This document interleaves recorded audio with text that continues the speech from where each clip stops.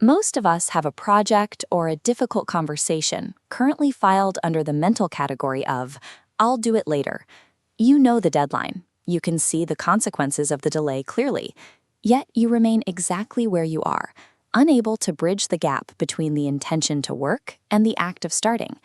We usually label this gap as laziness. We assume it indicates a broken internal motor or a lack of basic discipline. Laziness is a state of apathy. A lazy person feels no internal friction about the work being undone because they have no desire to do it. Procrastination, by contrast, is characterized by high levels of stress and physiological arousal. Your heart rate is up, your mind is racing, and you are deeply bothered by your own inactivity. This friction reveals an active struggle. You are currently engaged in a process of avoidance, expending massive amounts of energy to stay away from a specific target. Procrastination functions as a coping mechanism. It is a tool your brain uses to regulate your immediate mood when a task feels like a threat to your well-being. This behavior is rooted in evolutionary survival. Your brain is wired to prioritize the present moment over a theoretical future. It seeks out immediate ease and treats any source of discomfort as a signal to move in the opposite direction. When you face a task that is confusing, high stakes, or boring, the amygdala, the brain's threat detection center, triggers a stress response. To your neurology, the spreadsheet or the essay looks like a predator to be avoided. This is where the scale tips.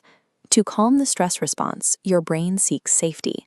Phone scrolling provides an instant dopamine hit. This immediate reward shuts down the stress response. Current comfort carries more biological weight than the future satisfaction of a completed goal. Your biological reward system is now effectively locked into the pursuit of immediate relief, making the long-term work feel physically impossible to initiate. While the dopamine provides a temporary reprieve, the external reality remains unchanged. The task hasn't moved, and the time available to do it has shrunk. This begins a chronological loop. The first stage is delay.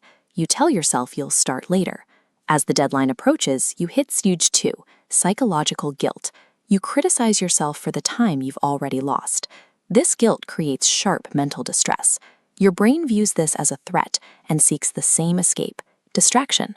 The cycle completes as you repeat the avoidance behavior.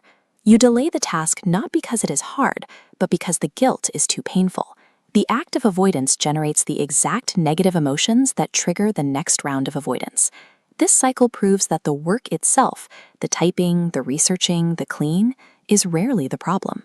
We avoid the task because we are using delay as a shield against the emotions the work provokes. If a project is high stakes, we avoid the fear of being judged. If it's complex, we avoid the feeling of being incompetent. Procrastination is an attempt to manage these specific, uncomfortable feelings. The friction you feel is most intense in the seconds before you begin. This is the moment where the emotional threat is most concentrated. Once you are in the middle of the work, you are dealing with practical problems. But before you start, you are dealing with a mental simulation of failure. The weight of that simulation makes the task feel immovable. The antidote is the act of crossing the threshold. When you take the first step, the brain switches from threat avoidance mode to problem-solving mode. The abstract fear of being not good enough is replaced by the concrete reality of the work at hand. You can break the illusion of the threat by simply starting. Subscribe for more insights into how your brain works and how to take back control of your time.